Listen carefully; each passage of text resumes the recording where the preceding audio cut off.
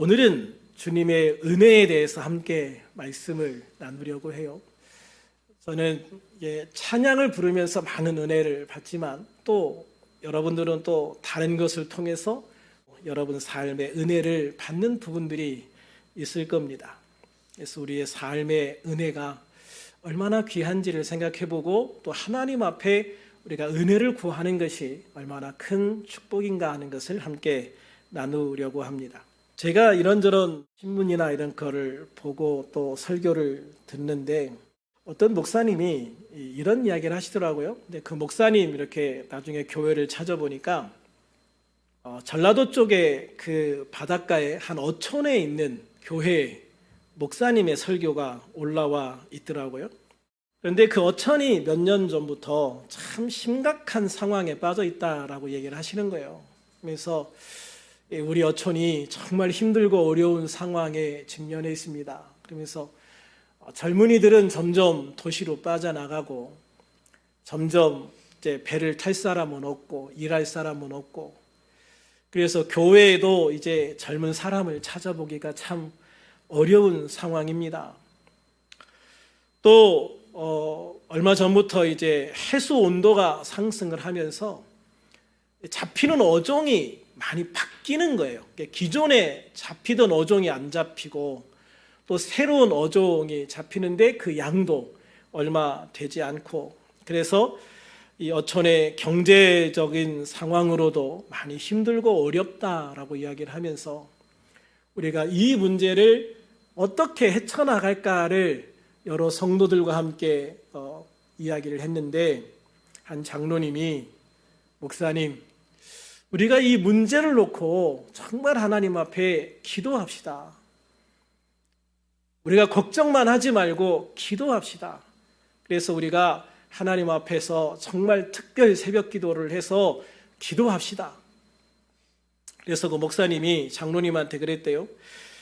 얼마나 특별 새벽 기도를 할까요? 한 20일 할까요? 30일 할까요? 40일 할까요? 그랬더니 그 장로님이 그러시답니다. 될 때까지 작정합시다.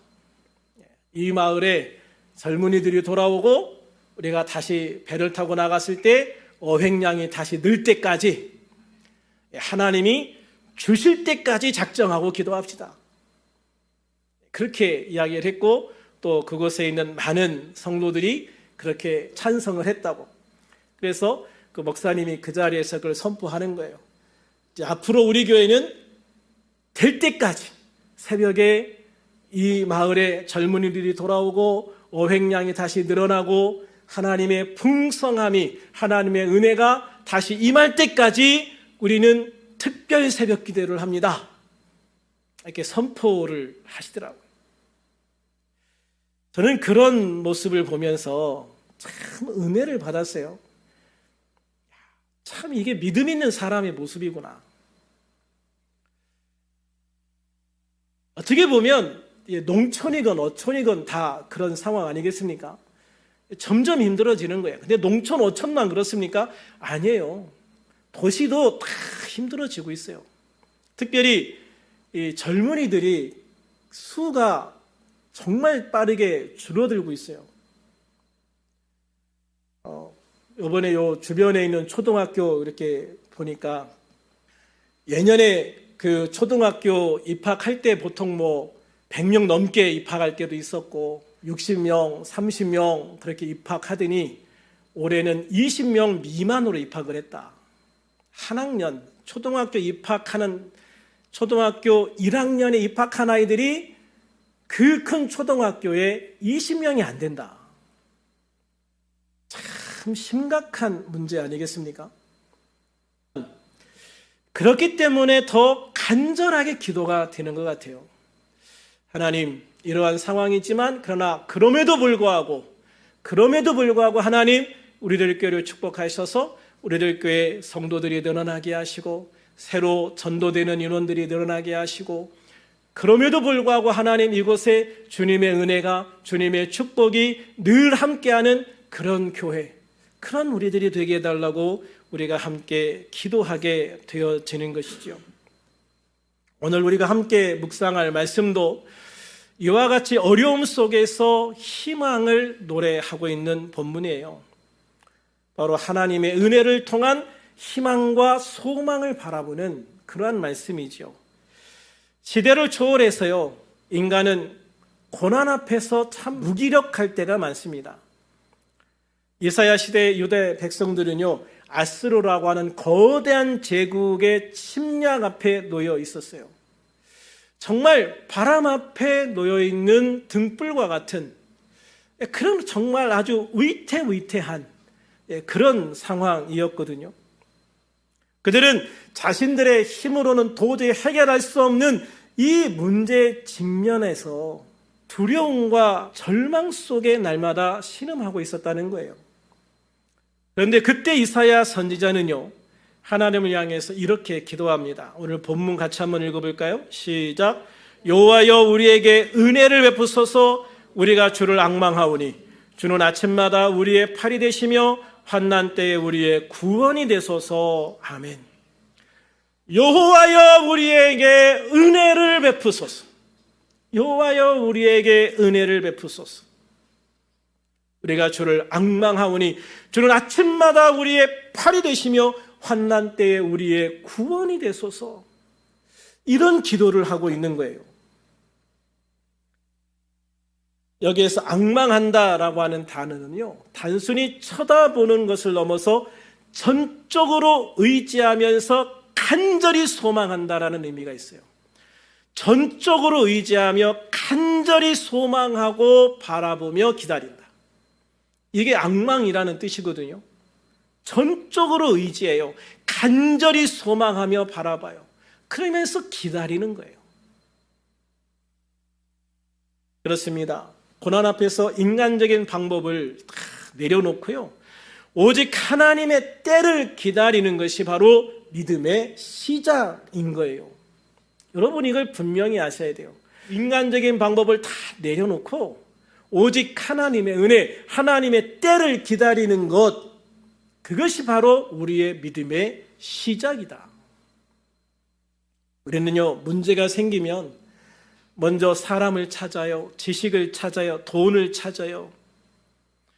그러다가 우리의 모든 노력이 좌절될 때야 비로소 우리는 하늘을 바라보고 하나님을 찾을 때가 많아요. 어떻습니까? 여러분의 삶에 혹시 인간적인 방법으로는 더 이상 답이 보이지 않는 절망적인 상황이 있지는 않습니까?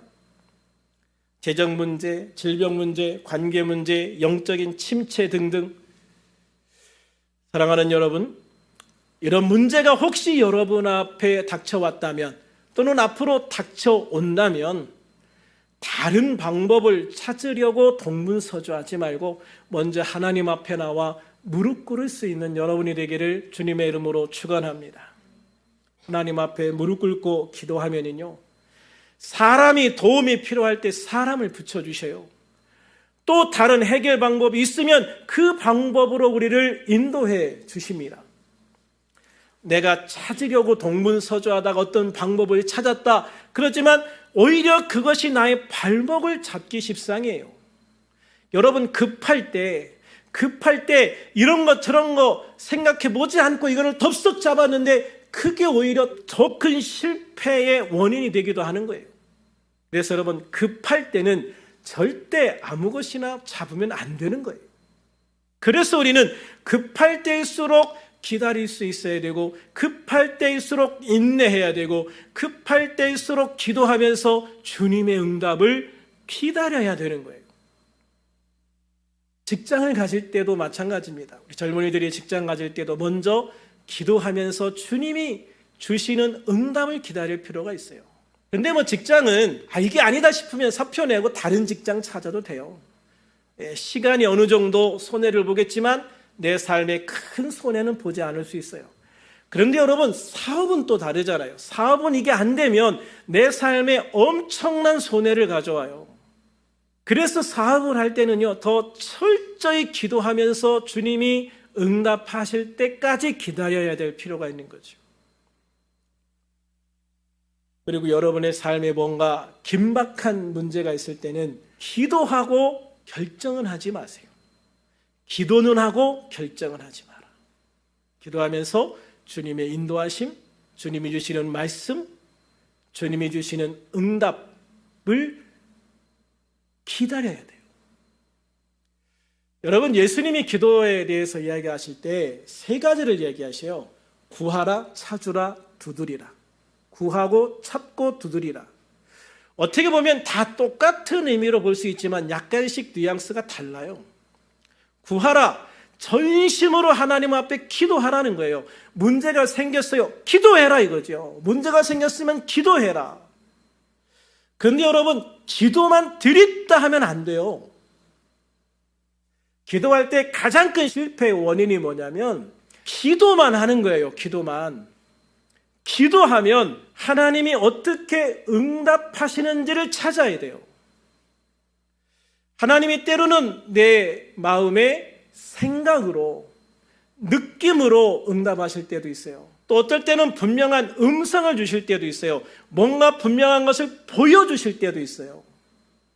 그러니까 여러분, 기도하면서 내가 기도의 응답을 찾기 위해서 나에게 주어진 모든 감각을 동원해서 주님의 응답을 찾아야 돼요. 주님의 응답을 찾고 난 다음에 두드리는 거예요. 시도하는 거예요, 여러분. 기도하고 응답을 찾고 나서야 두드려라. 아무 데나 가서 두드리다가 실패하는 거예요. 여기 두드리다가 여기가 아닌가벼? 여기 두드리다가 여기도 아닌가벼? 여기 두드리다가 여기도 아니네? 그러다 인생 다 허비하는 거예요, 여러분. 문제 앞에서 해야 될 자세가 뭐냐? 기도하고 기다려라. 뭐 할 때까지? 주님의 확실한 응답이 내 안에 주어질 때까지 기도하라. 그렇게 하나님 앞에 기도하면 사람의 도움이 필요할 때는요, 사람을 붙여주셔요. 뭔가 또 다른 해결 방법이 있으면 그 방법을 알게 해주시거나 또는 누군가의 조언을 통해서 그 방법을 발견하게 하시는 거예요. 때로는 직접 응답을 주실 때도 있고 보여주시기도 한다니까요. 내가 찾으려 하면 그 방법이 오히려 나의 발목을 잡을 수도 있지만 하나님이 그 방법을 생각나게 하시고 또 뜻밖의 사람에게 연락이 오게 하신다거나 또 기도하는 중에 누군가 도움의 제안을 받는다면 그것은 하나님께서 그를 통해서 역사하시는 증거인 거예요. 그렇기 때문에 우리가 기도하고 응답받고 그 응답을 통해서 뭔가 두드릴 때 여러분 거기에 실수하지 않는다. 할렐루야. 그러니 우리가 기도하고 응답받는 것, 응답받고 시도하는 것, 무엇보다 응답받을 때까지 기다릴 수 있는 믿음이 무엇보다도 중요한 줄로 믿습니다. 그 기다림 속에 우리가 진짜 은혜를 받게 되어지는 거예요. 그러므로 사랑하는 여러분, 그 어떤 문제가 내 앞에 있다 할지라도요, 모든 것을 멈추고 먼저 하나님을 향해서 나의 시선을 고정하는 것, 이것부터 여러분 배우시기를 주님의 이름으로 축원합니다. 하나님께 은혜를 간구하면서 주님만을 앙망하는 그 믿음의 순간에 하나님은 이미 그 문제를 해결하기 위해서 일을 시작하시기 때문입니다. 그래서 시편 121편 1절과 2절에 이렇게 고백합니다. 내가 산을 향하여 눈을 들리라. 나의 도움이 어디서 올까? 내가 산을 향하여 눈을 들리라. 산이라고 하는 것은 하나님이 계신 곳입니다. 하나님을 향하여 내가 눈을 들리라. 나의 도움이 어디서 올까? 찾아보니 나의 도움은 천지를 지은 여호와에게서 오는 것이구나. 할렐루야. 이것이 이 시편 기자의 경험이에요. 여러분, 이 시편 기자가 이 고백을 할 때까지 얼마나 많은 실패를 경험했을까? 여러분, 단방에 한 방에 이런 고백이 나오는 거 아니에요. 그의 삶 속에 많은 실패 속에 바로 이 진리를 깨닫게 되어지는 것이죠. 그래서 정말로 내가 어려울 때, 힘들 때 내가 바라볼 분은 하나님밖에 없다. 모든 도움은 천지를 지으신 하나님께서 오는 것이기 때문이다. 그것을 절실하게 경험하고 그 고백을 찬양하며 하는 거예요. 또한 시편 27편 14절에 보면 다윗의 고백이 나오는데요. 너는 여호와를 기다릴지어다. 강하고 담대하며 여호와를 기다릴지어다. 앞에서 말씀드린 것처럼 다윗은요, 기다리라고 말씀하는 거예요. 기다릴 줄 알아야 된다. 낙심하고 좌절하면서 죽는 소리 하면서 그러면서 기다리지 말고 강하고 담대하게 하나님 믿습니다. 주님께서 응답하실 줄로 믿습니다. 주님이 이 문제를 해결하게 할 줄로 믿습니다. 주님께서 역사하실 줄로 믿습니다. 그 믿음을 선포하면서 강하고 담대하게 그 시간을 기다릴 줄 아는 사람이 되어야 된다. 아멘. 그렇습니다. 하나님의 자녀들에게는요, 모든 상황 속에서 돕는 분이 계시기 때문입니다. 바로 천지를 지으신 여호와 하나님이신 거죠. 나의 주님이 되시는 예수님이 계시기 때문이죠.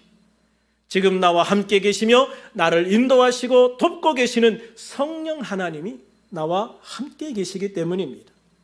그러므로 우리들은 제발 내가 먼저 나서지 말고 말씀을 읽고 묵상하고 기도하면서 하나님의 응답을 기다릴 수 있기를 축원합니다. 하나님께서 말씀하시기를 기다리고 하나님께서 인도하시기를 기다려야 합니다. 그리고 하나님께서 나를 어떻게 도우시는지, 어떻게 구원하시는지, 어떻게 나에게 소망을 주시고 음성을 들려주시고 보여주시는지 온 마음을 다하여 그 주님의 응답을 기대하며 살피는 우리들이 되어서 기도하고 응답받고 그 응답을 통하여 오늘도 세상을 향하여 담대하게 도전할 수 있는 그런 우리들이 될 수 있기를 주님의 이름으로 축원합니다. 주님이 우리에게 시련을 주신다는 것은요, 어려움을 주신다는 것은요, 바로 이런 기도의 축복, 응답의 축복을 누리게 하기 위해서 나를 더 단단하게, 나에게 더 놀라운 축복을 주시기 위해서인 거예요. 여러분, 조개 속에 모래가 하나를 들어가가지고 그 조개살이 그 아픔을 참는 과정에서 진주가 만들어지는 거예요. 그 조개 속에 모래알이 들어가서 그 조개살에 상처를 주지 않으면요, 그냥 맛있는 조개살에 불과한 거예요. 아무것도 만들어지지 않는 거예요. 그런데 그 조개살에 모래 한 알이 들어가서 상처를 내요. 그러면은 아프지요? 고통스럽지요? 그런데 그 상처를 감싸고 치유하기 위해서 진액을 내뿜고 그리고 그것이 뭉쳐서 진주라고 하는 아름다운 보석을 만들어내는 거예요. 저는 우리 신앙도 똑같다고 생각을 합니다. 우리의 신앙도요, 어려움이 있습니다. 고난이 있습니다. 그런데 그 고난과 어려움을 견디고 이기기 위해서 기도하고 인내하다 보면 하나님께서 결국 우리의 삶에 아름다운 진주와 같은 보석과 같은 축복으로 채워주시는 거예요. 저와 여러분 속에 바로 이 진주의 축복이 함께하기를 주님의 이름으로 축원합니다. 이 과정에서 우리는 믿음이 성장합니다. 온전함을 배우게 됩니다. 겸손함을 배우게 됩니다. 하나님을 더 신뢰하고 의지하게 되어집니다. 놀라운 영적인 성장도 이루게 되어집니다. 그래서 여러분, 고난이 축복이다라고 말하는 거예요. 고난이 그래서 축복이 되는 거예요. 혹시 여러분에게 고난이 찾아온다면 그 고난이 여러분의 축복의 기회가 되시기를 주님의 이름으로 축원합니다. 또한 하나님은 우리가 주님을 앙망할 때 아침마다 우리의 팔이 되신다라고 말씀하고 있어요. 본문 다시 한번 읽어볼까요? 시작. 여호와여 우리에게 은혜를 베푸소서. 우리가 주를 앙망하오니 주는 아침마다 우리의 팔이 되시며 환난 때에 우리의 구원이 되소서. 아멘. 할렐루야. 이 팔이라고 하는 것은요, 하나님의 팔을 의미하는 거예요. 이 하나님의 팔은 능력과 힘을 상징합니다. 그래서 하나님의 능력의 오른팔로 나를 붙잡아 주세요. 이렇게 기도하지요. 하나님의 능력의 오른팔. 그런데 하나님의 팔로 나를 붙잡아 주신다, 하나님의 팔이 나와 함께 하신다라고 하는 것은요, 나에게 그만큼 하나님의 능력과 힘을 제공해 주겠다라고 하는 주님의 약속이신 거예요. 김문훈 목사님이 설교하면서 새벽의 중요성을 강조하면서 이런 말씀을 하시더라고요. 새벽마다 하나님 앞에 나아가 우리의 힘든 것을 앓을 때 하나님은 새로운 하루를 시작할 능력과 은혜를 부어주십니다. 새벽마다 하나님 앞에 나아가 우리의 힘든 것을 앓을 때 하나님은 새로운 하루를 시작할 능력과 은혜를 부어주십니다. 그렇습니다. 어제 아무리 힘든 일이 있었더라도요, 아침에 말씀 보고 기도하면은요, 주님이 주시는 새로운 힘으로 우리는 힘차게 일어날 수 있는 거예요. 하나님이 주신 오늘의 은혜가 우리와 함께 하루를 시작하기 때문이죠. 주영민 목사님은 또 이런 얘기를 하시더라고요. 성령님은 우리에게 매일 새로운 능력과 영감을 주시는 분이십니다. 성령님은 우리에게 매일 새로운 능력과 영감을 주시는 분입니다. 그러므로 여러분 새벽마다 나와서 성령의 능력과 영감을 받으시기를 바랍니다. 막 이러면서 설교를 하시더라고요. 매일 아침 성령의 충만함을 구할 때 우리는 세상에 줄 수 없는 힘과 지혜를 얻게 되어지는 거예요. 또 제가 좋아하는 목사님 중에 우리 교회 이찬수 목사님이 계신데요, 이분은 이렇게 설교하시더라고요. 날마다 광야 같은 삶을 살아갈 힘을 주시는 분이 바로 하나님이십니다. 우리가 살아가는 이 세상은 광야 같은 세상을 살아가는데, 이 광야 같은 세상을 살아갈 때 날마다 살아갈 힘을 주시는 분이 바로 하나님이십니다. 그러므로 매일 새벽에 이 광야에 힘을 주시는 하나님으로부터 새로운 힘을 받아 이 광야길을 힘차게 나아가는 우리가 되어야 됩니다 라고 설교하시더라고요. 여러분, 광야에서는요, 매일 아침 하나님께서 주시는 만나를 먹어야 살 수 있었어요. 이것처럼 영적인 이 광야의 삶을 살아가는 과정 속에서도요, 우리가 매일 아침 하나님이 주시는 영적인 만나, 그 말씀, 은혜를 받아야만 하루를 살아갈 수 있게 되어지는 거예요. 여러분, 하루를 시작할 때 어떤 마음으로 시작합니까? 힘들다, 어렵다, 아프다. 그게 여러분이 하루를 시작할 때 입에 버릇처럼 나온다면 회개하셔야 돼요. 그리고 하나님 앞에 기도의 자리로 돌아가셔야 돼요.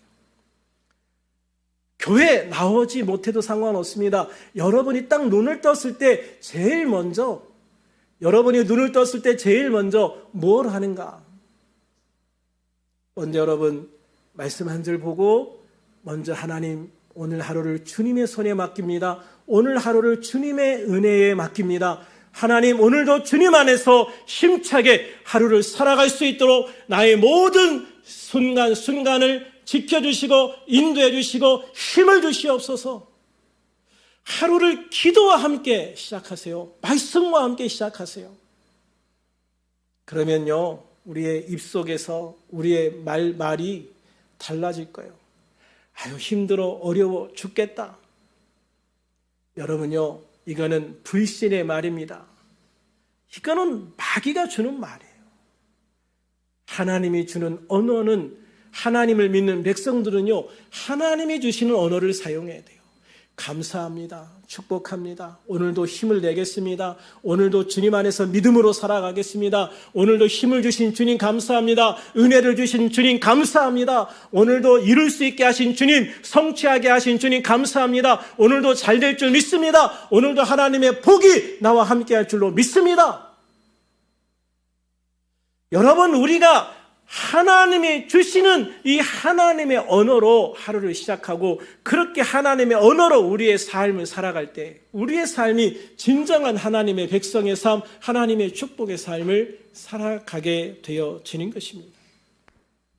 그래서 예레미야 선지자는 그렇게 힘들고 절망적인 상황에서도요, 이렇게 믿음으로 기도하고 있습니다. 여호와의 인자와 긍휼이 무궁하심으로 우리가 진멸되지 아니함이니이다. 이것들이 아침마다 새로우니 주의 성실함이 크시도소이다.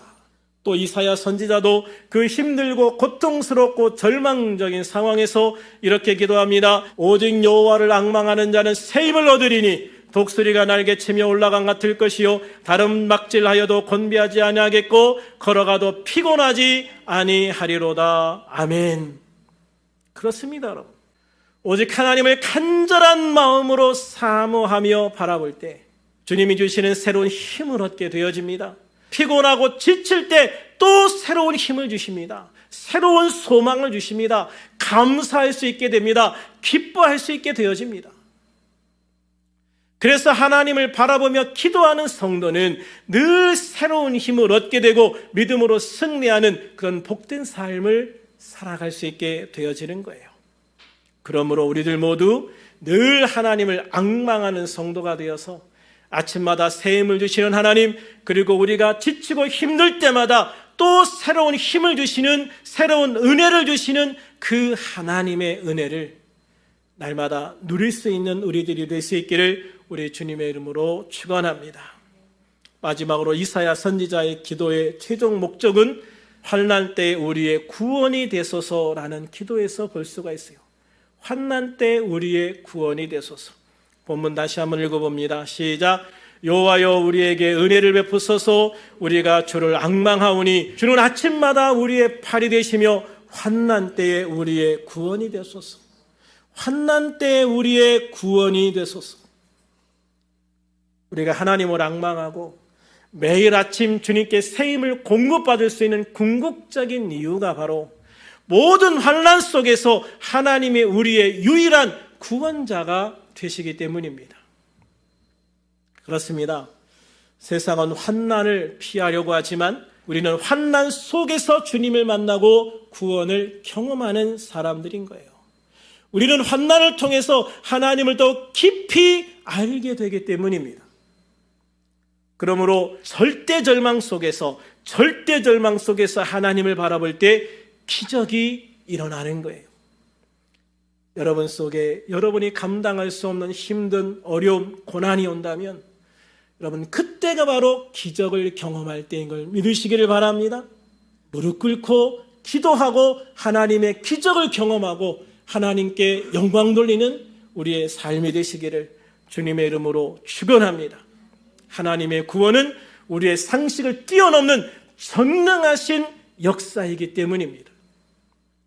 이처럼 하나님의 구원은 단순히 문제 해결에 그치지 않습니다. 우리를 죄와 사망의 권세에서 건져 올리시고 영원한 생명을 주시는 온전한 구원이시기 때문입니다. 그러므로 아무리 크고 깊은 환난일지라도요, 우리의 구원자 되시는 하나님께서 우리를 위해서 친히 역사하신다는 것을 기억하시고 주님 안에서 기뻐하며 감사할 수 있기를 주님의 이름으로 축원합니다. 바람이 몹시 부는 날 바다에 거센 풍랑이 일고 있었습니다. 그러나 그날에도 해녀는 바다에 뛰어들어 해물을 캐어나고 있었습니다. 이를 지켜보고 있던 사람이 해녀가 무태 올라왔을 때 이렇게 물어봤습니다. 이렇게 바람이 거센 날도 바다에 들어갑니까? 해녀가 이렇게 대답했습니다. 풍랑이 바다에 있지 바다 속에도 있나요? 이렇게 바람이 불 때 파도가 많이 치는 것 같지만 바닷속 깊이 들어갈수록 파도의 영향은 그렇게 크지 않아요. 물질하는데 그렇게 큰 영향이 없답니다. 여러분, 표면에는 거친 풍랑이 일어요. 얕은 물에 들어가도 그 파도에 휩쓸릴 거예요. 그런데 바다에 깊이 들어갈 수 있는 능력이 있는 사람은 그만큼 표면의 파도의 영향을 덜 받고 편안하게 자기가 원하는 것을 건져 올릴 수 있게 되어진다는 거예요. 신앙의 세계도 이와 똑같은 것 같습니다. 겉으로 보면 이런저런 환난이 있고 어려움이 있고 고난이 있는 것처럼 보이지만 신앙이 깊은 사람들일수록 그런 것에 그리 영향을 받지 않는다는 거죠. 깊은 영적 세계에 들어가 보면 삶의 껍질에서 일어나고 있는 사건이나 문제들이 그다지 큰 문제가 되지 않는다는 거예요.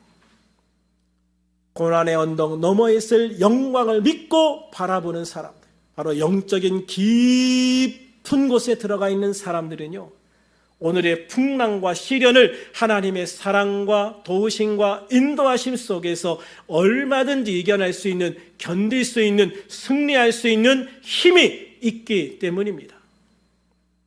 그러므로 오늘날 주님을 앙망하는 우리들이 되어서 우리의 피난처요 힘이 되시는 하나님의 은혜와 환난 중에 만날 큰 도움이 되시는 주님의 능력이 언제 어떤 상황 속에서도 함께하는 우리들이 되어서 어떤 상황에서도 낙심하지 않고 무너지지 않고 포기하지 않고 믿음으로 승리의 길을 갈 수 있는 우리들이 될 수 있기를 주님의 이름으로 축원합니다.